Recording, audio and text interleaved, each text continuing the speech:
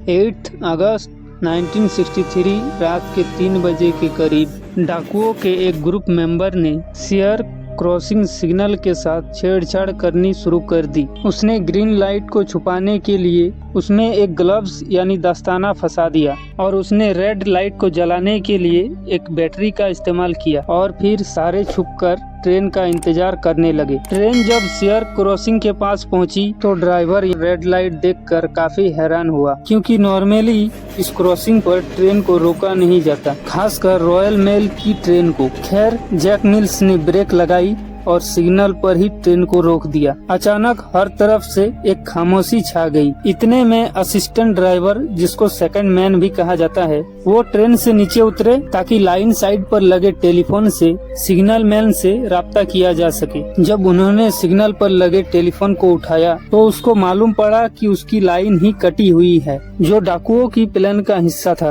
अब ये second man वापस पलटकर इंजन की तरफ जाने ही वाला था कि झाड़ियों से डाकू निकले और उन्होंने उसको काबू कर ली। कुछ डाकू इंजन के दोनों साइडों से ऊपर चढ़ गए, ड्राइवर को भी काबू करने की कोशिश की। उनमें से एक डाकू ने जैक मिल्स को लोहे की रॉड से सर पर मारी और वो ड्राइविंग सीट पर ही बेहोश हो गए। डाकू पूरा प्लानिंग के साथ आए थे। जिस वक्त ये ऊपर इंजन में हंगामा हो रहा था, उसी वक्त कुछ टीम मेंबर ने इंजन के पहले 2 डब्बों को बाकी ट्रेन से अलग कर दिया। उनका प्लान ट्रेन को ही यहाँ से दूर लेके जाना था, पर आखिर कहाँ। शेयर क्रॉसिंग से करीब 1 किलोमीटर दूर राइटको ब्रिज था और वहीं पर डाकुओं की ट्रक खड़ी थी। वो अपने साथ एक रिटायर्ड रेलवे ड्राइवर को भी लाए थे, जिसका काम ट्रेन को राइटको ब्रिज तक लेके जाना था। यहाँ तक जो कुछ भी हुआ प्लान के हिसाब से था, पर अब डाकुओं को पहली मुसीबत का सामना करना पड़ा। वो अपने साथ जो ड्राइवर को लाए थे, वो इस नए इंजन के कंट्रोल देखकर ही घबरा गया, क्योंकि वो कभी ये इंजन ऑपरेट ही नहीं किया था। मजबूरन डाकुओं ने जैक मिल्स को होश में लाने की कोशिश की और उसे मजबूर किया कि ट्रेन को 1 किलोमीटर दूर लेके चले। अब इंजन और 2 डब्बे दोबारा से चलने लगे। 1 किलोमीटर दूर राइटको ब्रिज में रुकवा दिया गया। इस दौरान ट्रेन के बाकी डब्बे जो पीछे रह गए थे, उनमें मौजूद स्टाफ को मालूम ही नहीं था कि ट्रेन क्यों रुकी है। राइटको ब्रिज पहुंचकर डाकुओं ने HVP डब्बे के दरवाजे को तोड़ा और अंदर घुसकर 5 लोगों को ठीक ठाक चोटें पहुंचाई और उनको मुंह के बल रस्सियों से बांधकर लेटा दिया गया और अपनी कार्रवाई शुरू कर दी। HVP डब्बे में टोटल 128 बोरियां कैश से भरी हुई थी। ये 1 पाउंड, 5 पाउंड और 10 शेलिंग के नोट थे। इनका टोटल वजन 2.5 टन के करीब था। ट्रेन ब्रिज पर था और नीचे रोड पर एक ट्रक खड़ी थी। डाकुओं की प्लान के हिसाब से उनके पास 15 मिनट का वक्त था। उन्होंने ह्यूमन चेन बनाई और एक एक करके 120 बोरी ट्रक में लोड कर दी। बाकी 8 बोरियां टाइम कम होने की वजह से छोड़ दी गई। उनका प्लान बिल्कुल परफेक्टली काम कर चुका था, लेकिन आखिर में सिर्फ एक गलती हुई, जिससे सारे डाकुओं को पकड़वाने में पुलिस को मदद मिली। जाते जाते एक डाकू ने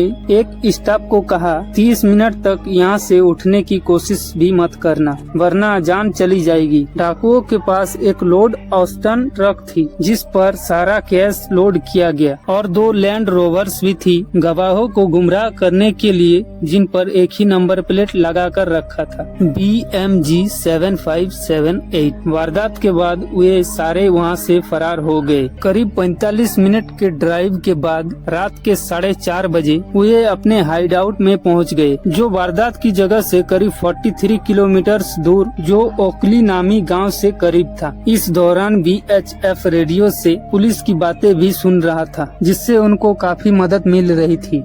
ठीक उसी वक्त जब वो अपने हाइडआउट में पहुंचे, पुलिस को भी इस रॉबरी का पता चल गया, पर फिलहाल वो बहुत खुश थे। उन्होंने हाइडआउट पर आकर खूब मौज मस्ती की, यहाँ तक कि वहाँ पर मोनोपोली गेम भी खेली, और वो भी असली नोटों से। पर उनकी ये खुशी चंद मिनटों की मेहमान थी। थोड़ी ही देर बाद उन्हें रेडियो की मदद से पता चला, पुलिस उनको 50 किलोमीटर की रेडियस में ढूंढ रही है। 50 किलोमीटर रेडियस का आइडिया पुलिस को उस स्टाफ के बयान से हुआ, जिससे डाकू आधे घंटे वाली बात बोलकर फरार हुए थे। तो पुलिस को अच्छी तरह से आइडिया था कि आधे घंटे में वो 50 किलोमीटर की रेडियस में ही होंगे। ये बात डाकू सुनकर एकदम से घबरा गए। अब उनका इस हाइडआउट से निकलने का प्लान जो संडे को था, वो उन्होंने फ्राइडे को शिफ्ट कर लिया। थर्सडे वाला दिन उन्होंने सारे पैसे आपस में बांट लिए। लूटी गई रकम 2.5 मिलियन पाउंड के करीब थी। कुछ रिपोर्ट्स के मुताबिक हर एक के हिस्से में 1.5 लाख पाउंड आए,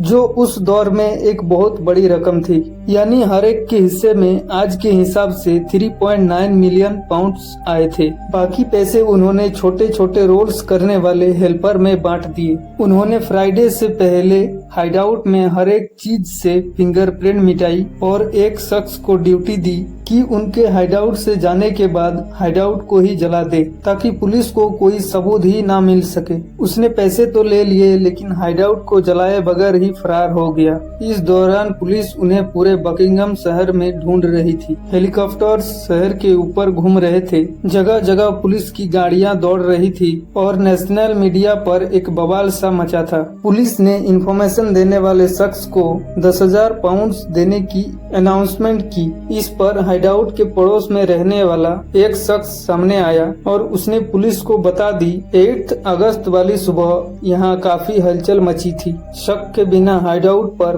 फौरन छापा मारा। ये एक लेदर स्लेट फार्म हाउस था जो डाकुओं ने 3 महीने पहले किराए पर लिया था। वहाँ पुलिस को बहुत सारे सबूत मिले जो इस रॉबरी से जुड़े हुए थे, जैसा कि खाली बोरियां, मेल्स और एक ट्रक भी मिला जिस पर जल्दी जल्दी येलो रंग किया गया था। डाकू यहाँ से अपनी फिंगरप्रिंट्स मिटा कर गए थे, लेकिन उस मोनोपोली पर कुछ फिंगरप्रिंट्स मौजूद थी जिसको उन्होंने असली पैसों के साथ खेला था। ये फिंगरप्रिंट्स इस केस में एक बड़ा ब्रेक थ्रू साबित हुई, क्योंकि उन सब का पहले से कोई न कोई क्रिमिनल रिकॉर्ड मौजूद था। पुलिस और स्कॉटलैंड यार्ड के रिकॉर्ड से मैच कर गई और असली मुजरिमों का पता चल गया। कुछ ही दिनों में पुलिस ने 16 में से 14 लोगों को अरेस्ट कर लिया। सिर्फ 2 लोग ही पुलिस से बच पाए, जिसमें एक रिप्लेसमेंट ट्रेन ड्राइवर था जिसका असल नाम किसी को भी पता नहीं था, और दूसरा रॉयल मेल का